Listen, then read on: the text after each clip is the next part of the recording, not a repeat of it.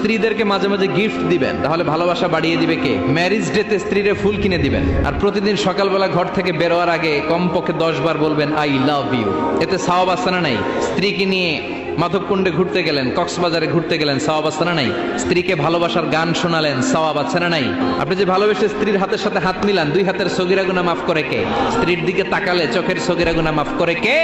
স্ত্রীর জন্য প্রতি মাসে যে খরচ করছেন, টাকা দিচ্ছেন, সময় দিচ্ছেন, প্রতিটা মুহূর্তকে সদকা হিসেবে কবুল করে নিচ্ছে কে?